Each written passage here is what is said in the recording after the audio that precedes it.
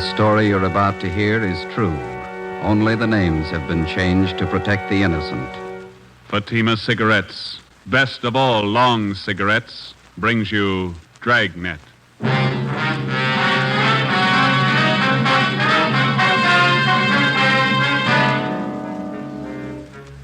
You're a detective sergeant. You're assigned to robbery detail. An elderly woman on her way to the bank has been robbed and beaten senseless. The suspects are cruel, ruthless. Your job, get 'em. If you want a long cigarette, smoke the best of all long cigarettes. Smoke extra mild Fatima. Yes, Fatima is the king-size cigarette which contains the finest Turkish and domestic tobaccos superbly blended to make it extra mild, to give Fatima a much different, much better flavor and aroma than any other long cigarette. That's why Fatima has more than doubled its smokers coast to coast. Enjoy extra mild Fatima yourself. Best of all long cigarettes. It's wise to smoke extra mild Fatima. It's wise to smoke extra mild Fatima.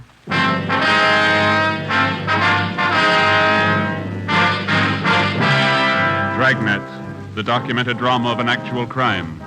For the next 30 minutes, in cooperation with the Los Angeles Police Department, you will travel step by step on the side of the law through an actual case transcribed from official police files. From beginning to end, from crime to punishment, Dragnet is the story of your police force in action. It was Saturday, August 9th. It was hot in Los Angeles. We were working the day watch out of robbery detail. My partner's Ben Romero. The boss is Ed Walker, captain of robbery. My name's Friday. It was 10:14 a.m. when I got to room 27A, robbery detail. Hi. Hi. Hello, Joe. Hi, Win. How is he? Won't know for a while. What'd the vet say? Thinks the dog picked up some kind of poisoned food. Oh, that's too bad. Sure hot. You got a penny? Yeah. Yeah, there you are. Thank you.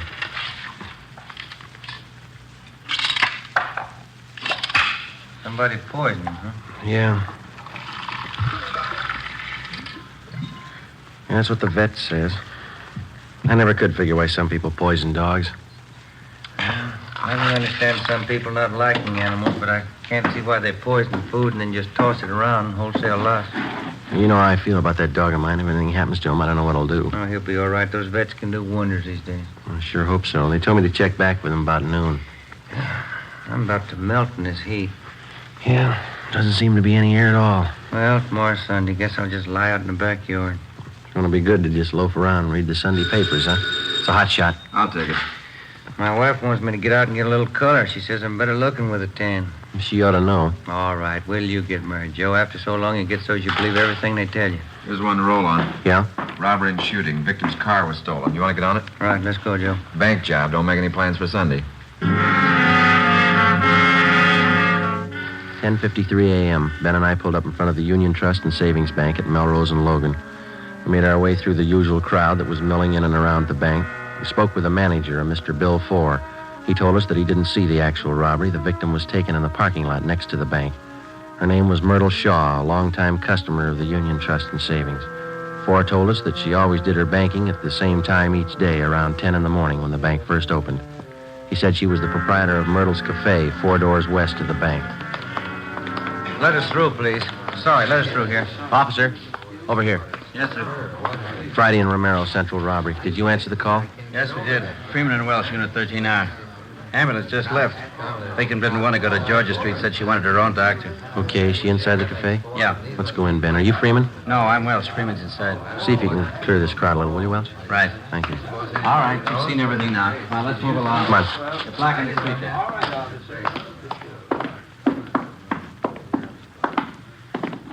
There she is, over in the last booth. Freeman? Yes, sir. Friday and Romero, central robbery. Is this the victim? Yes, that's right. Her name's Myrtle Shaw. Miss Shaw? Yes, that's right. My name's Romero. This is Sergeant Friday. We're from Robbery Division downtown. You men detectives? Yes, ma'am. We'd like to ask you a few questions. Yes, all right. I hope you can catch the men that did this. We're going to do all we can. It's a little hard for me to talk. My face is so swollen. It hurts something terrible. What happened? One of them struck me, Yes, ma'am, we know that. Do you want to tell us how it happened? and I was on my way to the bank. I drove in the parking lot there next door. Yeah? I just got out of my car when these men walked over to me. You're only 4 doors from the bank. Do you always drive such a short distance? No. I just picked up my car from Edgar's filling station. I have it greased once a month. I see. Where was I? You'd just driven into the parking lot when these men walked up to you. Yes. Oh, yes. Well, one of them said, just hand over the money and there won't be any trouble. The other one said, this is a gun in my pocket, Grandma. Yeah? My head's splitting. Did someone call Dr. Van Hale? Yes, ma'am. He's on his way. Oh, thank you. Well, I carry my day's receipts in a cloth bank bag. I had it in my purse, and I wasn't sure if they knew I had any money. Yeah? I told them I didn't have any. And I was going in to draw some out, and one of the men said, look, old-timer, we don't want to get rough. Just hand it over. We know you got it. What'd you do? Well, I turned and started to walk away, and I saw this one man's arm flash out of his pocket, and then something hard like a rock struck me on the side of the face. Must have slugged you with his gun. Oh, yes, it couldn't have been his hand. I don't think he could have cut my face like this with his hand. You should have let them take you to the emergency hospital. No, I don't want to go in an ambulance. I want my own doctor. He'll know what to do. Ambulance crew gave her first aid. She wouldn't let him take her. Mm-hmm. Thanks. Miss Shaw, would you know the men if you ever saw them again? Well, I think so, yes. One of them looked like the worst kind of a hoodlum. When they got your money, huh? Oh, yes. And they tell me they got away with my car, too. How much money did you lose? $116.23. Do you own this cafe? Yes, I do. It's a small place, as you can see. I do all the cooking and serving up to 11:30 in the morning. Then I have a college girl that waits on tables in the afternoon and evening. Do you think those men have ever been in here in the cafe? No. Have you ever seen either of them before? No, I never laid eyes on them before today. How about the girl who works for you? You think she's ever seen them before? I don't know. You can ask her. She should be here soon. What time is it now? 11:20. Yes, she'll be along any minute. Oh, I wish there was something to stop this aching. We know you must have a lot of pain, Miss Shaw, but we've got to ask a few more questions so we can get right on this. Yeah, I understand. I'll tell you all I can. Ben, do you want to get the dope on the stolen car and a description of the man? I'll call the office. Right. Say, is there a payphone I can use here, Miss Shaw? Yes, right over there behind the fountain. over Thank there. you. Do you need change? Yes, ma'am, I'm afraid I do. Well, just help yourself in the cash register there. Thank you.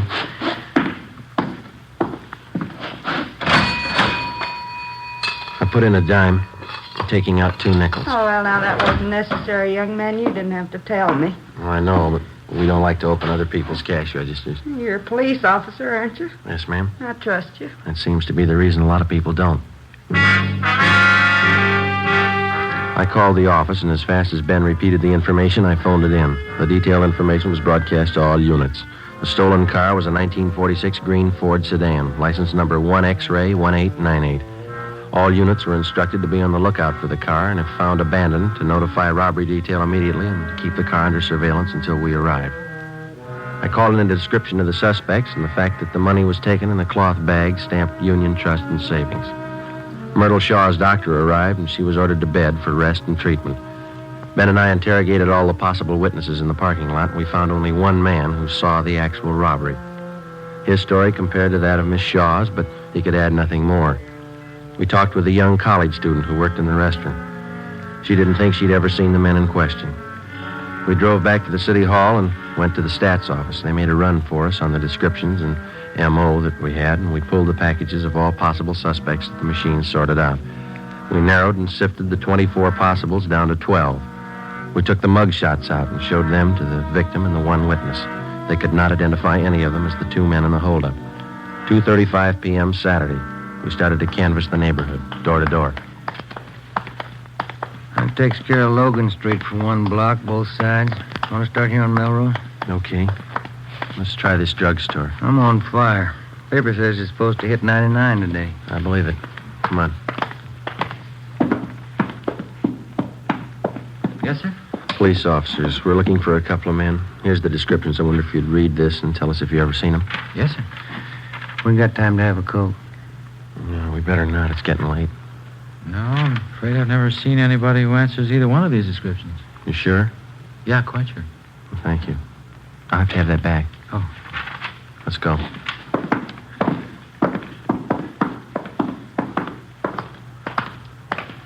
Is it just my imagination, or does it seem to be getting hotter to you? Talking about it doesn't help. I've tried ignoring it. That don't help neither. Let's try this bakery. How do you do, gentlemen? All right, police officers. Wonder if you'd read the 2 descriptions listed here and tell us if you've ever seen either of these men. Yes, of course. No. Sure smells good in here, doesn't it? No, Yeah. I don't seem to recall anybody that looks like this. Anybody else in here who might have seen him? No, I don't think so. I wait on trade. Okay, thank you, ma'am. Let's go. That smells just like good old apple pie, doesn't it, Joe? We're baking Danish coffee cake at the moment. The next place here's a plastic factory. Yeah, looks like they're closed. Half-day Saturday again. Somebody in there cleaning up. Guess he didn't hear me. Oh, here it comes. Yeah. A lot of money in this plastics business. Mm-hmm. Really came into its own during the war, didn't it? Oh, yeah. The plant's closed Saturday afternoon. Police officers. Wonder if you'd look this paper over and tell us if you may have seen 2 men answering these descriptions. All right. I have to put my glasses on. Yes, sir. There now. I don't need them for sweeping, just reading. All right, here you are. Mm-hmm. What do you think? What was that? I said, what do you think? Have you seen him? I don't know. How do you mean? I'm not sure yet. Hmm? I'm not sure. I may have seen one of them. How about the other one? That's what I mean. Yeah. I don't know about the other one. But you do remember seeing one of them? I might have seen both of them. But you're not sure. I don't know. Well, do you want to tell us what you remember about the one you did see? Oh, don't you want to know about the other one, too? Well, yes, sir, we do, but I understood you to say that you didn't know about the other one. No, I don't. Well, you just tell us what you know, then. Then you want me to just forget about the other fella? No, sir, but if you don't know, it's all right. I might know. Yeah? I haven't read about him yet. Oh. You asked me a question just as I finished reading about the first one. I was just starting on the second one at that time. Yes, sir, sorry.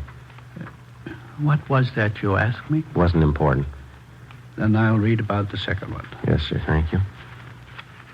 Mm-hmm.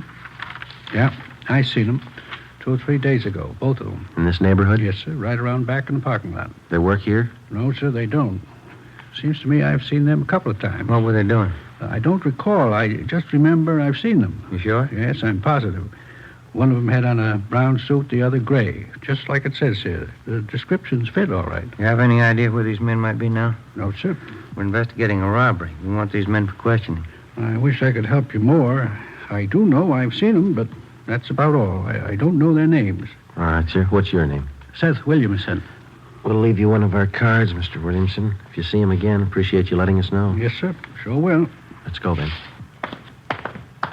Wish we had something more definite to go on. If we just had a picture of the guys. Yeah, it'd help. There's a vacant lot in the corner. Finishes out this block. All right. Let's double back on the other side of the street. Right. Sure hot. 4:30 p.m. We continued knocking on doors, checking every place that was still open or showed any activity Saturday afternoon. We talked with hotel managers, janitors, and cleanup men at the different factories or business establishments. We checked grocery stores, private homes, everywhere that we could find anybody to show the descriptions to. By 6:15 p.m., the only person who showed any sign of recognition of the 2 hold-up men was still Seth Williamson, the janitor at the plastics plant. Before we took time out for a sandwich and a cup of coffee, we drove back to the city hall to check the office.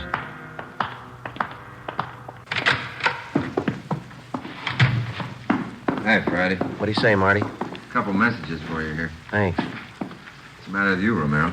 I'm dehydrated. That sun almost fried me. Well, Joe, that one caller from your mother said tell your dog's out of danger. Oh, that's fine. Called in around 2, huh? Yeah. That other one's from some guy who says he wants to talk to you right away. Been calling in since about 3 this afternoon. Seth Williamson, eh? Called 4 times. Yeah. Said tell you he'd wait at that number there till he heard from you. I'll call him right now. Been hot downtown, Marty? Pretty warm, yeah. Any kickback on that stolen car? No, not yet. Benson Plastics. This is Sergeant Friday, Police Department. Oh, yes. I'm glad you called me back. I think I've got a little more information for you. Yeah? Those two fellas you were looking for, did you find them? No, not yet.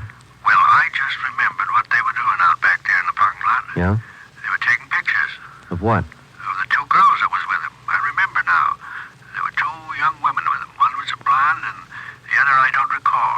How were they dressed? The blonde had on a white shirt of some kind and a black dress. That's all I can tell you for sure. Who was taking the pictures? Well, first the fellas took the girls' picture, and then the girls took snapshots of the fellas. Thank you very much, Mr. Williamson. Oh, it'll help you. Yes, sir, it will. Goodbye. Goodbye. What do you got? They've had their pictures taken. Yeah? Let's find the prints.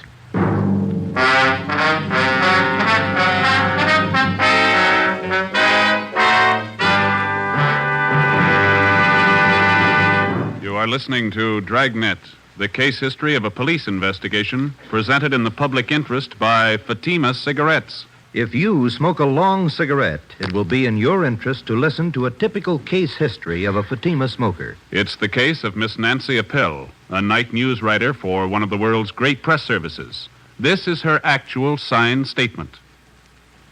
When you're working hard, smoking more, it's nice to enjoy a really mild cigarette. I've found the king-size cigarette that has this quality above all others. That cigarette is Fatima. Because it's extra mild, Fatima is always more enjoyable. That's why I agree. It's wise to smoke extra mild Fatima. And more smokers agree to that every day.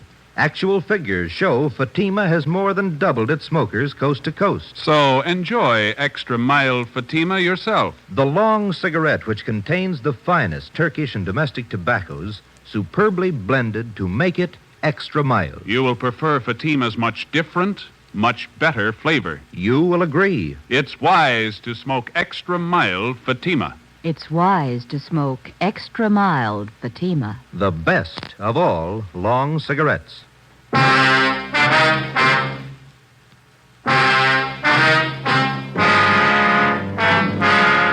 Ben and I figured if we could possibly turn up the photographs that had been taken, we'd have something more definite to go on. We still had a lot of doubts. Maybe the janitor, Seth Williamson, was wrong. Maybe there were no pictures. If the snapshots had been taken, maybe they were still on the camera, undeveloped. With any kind of fast service and processing, the photos could have been picked up by now. We figured it was worth the chance and the time involved to check the lead out. All we had was the victim's scant description of the two hold-up men, and if we could possibly turn up pictures, it'd help a great deal. If Williamson was right, we'd have another lead, the two girls.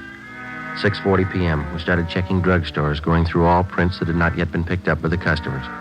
We'd made the rounds of all the drugstores in the neighborhood earlier in the day, but we double-checked the descriptions of the two men with the personnel in each store. By 9 p.m., we'd checked out 10 drugstores and found nothing. We were going on the hunch that the photos would most likely be dropped off for processing somewhere in the immediate neighborhood. It was only a hunch, and we were running out of drugstores. Police business. We'd like to go through your photos that have been left for developing. Yes, sir. Here's the box right here. Oh, thank you. I'll take half. Not very many this time, huh? Oh, don't forget to check the negatives, too. Sometimes they don't print them if they're bad. Yeah, I know. No, nothing in this one. People sure take a lot of pictures of babies, don't they? Yeah. Nothing. These are sure fuzzy. Pictures of the zoo. Pictures of Yellowstone.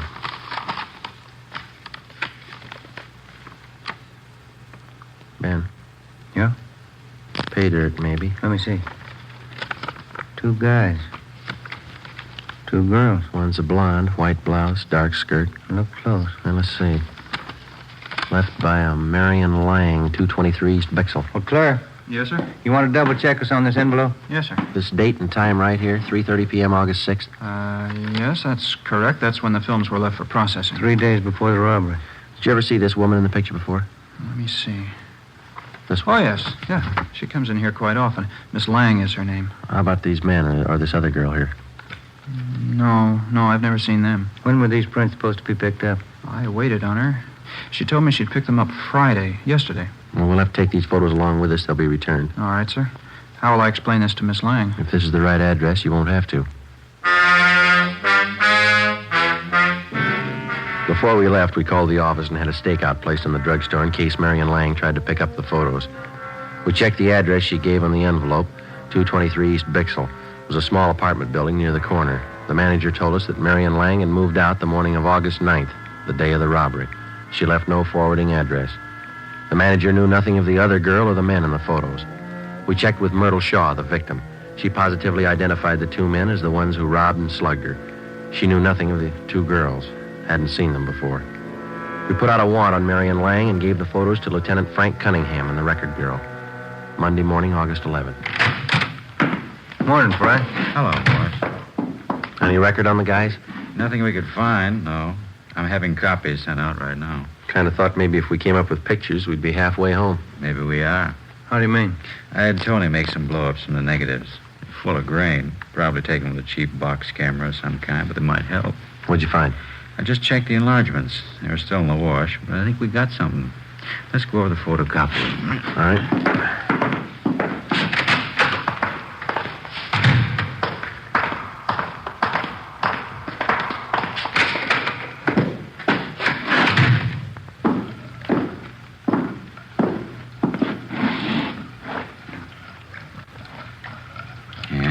Good and clear now. Clear as they'll ever be, anyway.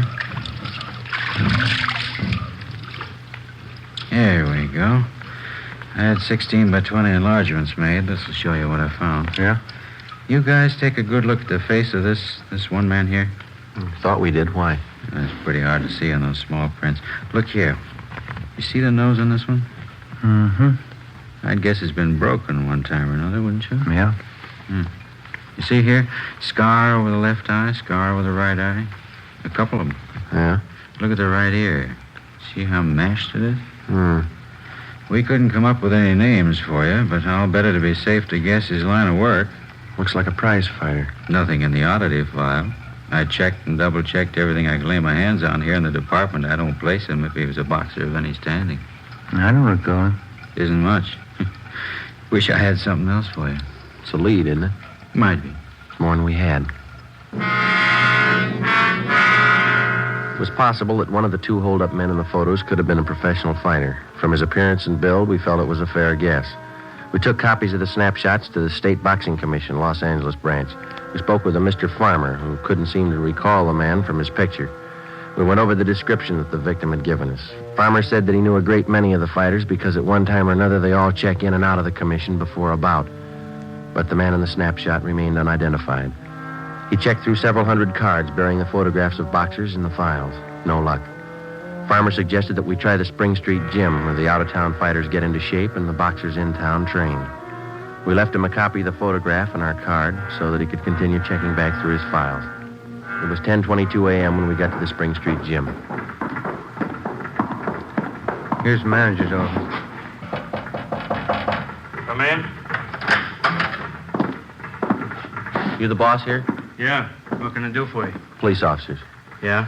We're looking for a man we think might be a fighter. I wonder if you can help us out. Sure, try. I'm Sergeant Friday. This is my partner, Ben Romero. Hi. My name's Charlie Coleman. Here's a couple of photographs for you to look at, Mr. Coleman. Mm-hmm. Have you ever seen this fellow on the right? Let's see here. Let's walk over by the window, get a little light on him. Wait a minute. Used to work out here all the time a couple of years back. Name's Billy. Marshall. Yeah, that's right. One of them named Billy the Kid Marshall. Is he still around?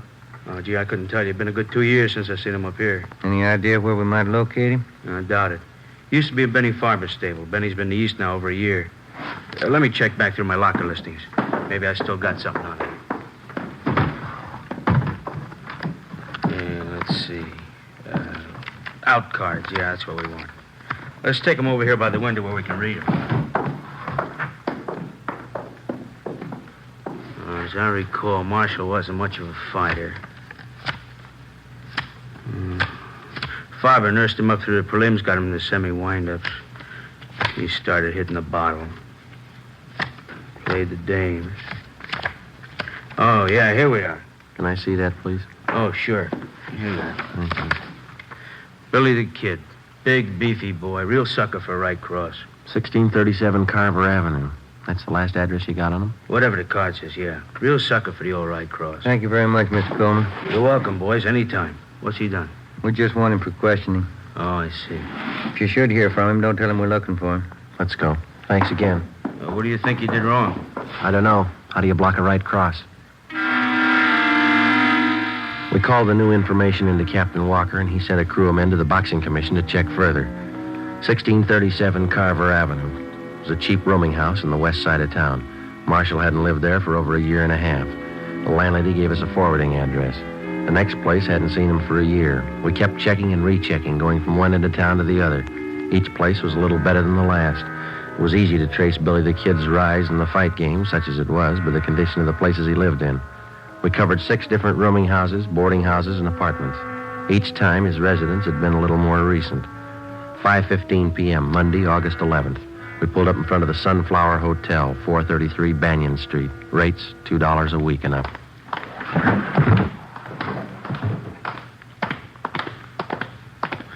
Nobody at the desk. I'll ring the bell.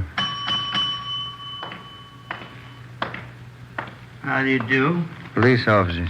Have you got a Billy Marshall registered here? No, no one by that name here. Did you take a look at this picture? Either one of these men live here? Oh, sure, that's Tom Green and George Martin, room 9. They in now? I could buzz their room and see. No, never mind. Room 9, you said. Yes, sir, that's right. Let's go.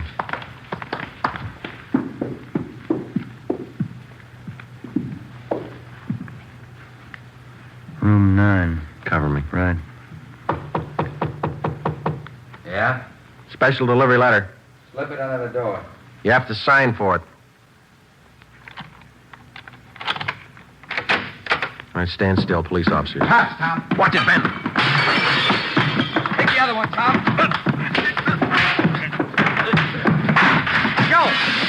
Joe, look out. All right, hold it right there, Marshal. Get over there against the wall. You, get up. Go over there with him. Move. Give me a hand, Joe. I'll help you up. You all right? Yeah, I'm okay. There he is, Joe. Looks like his picture. Fits the description. Except for one thing. Yeah? He's no sucker for a right cross. The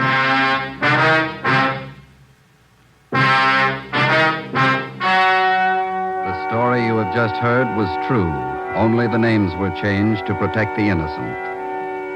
On March 27th, 1947, trial was held in Superior Court, Department 81, City and County of Los Angeles, State of California. In a moment, the results of that trial. It's amazing how many long cigarette smokers are changing to extra mild Fatima. Here is the actual report. From coast to coast, extra mild Fatima has more than doubled its smokers. Yes, more and more smokers every day are discovering that Fatima is the king-size cigarette that is extra mild. Extra mild because it contains the finest Turkish and domestic tobaccos superbly blended to make it extra mild, to give it a much different, much better flavor and aroma. Enjoy extra mild Fatima yourself. Best of all long cigarettes. It's wise to smoke extra mild Fatima. It's wise to smoke extra mild Fatima.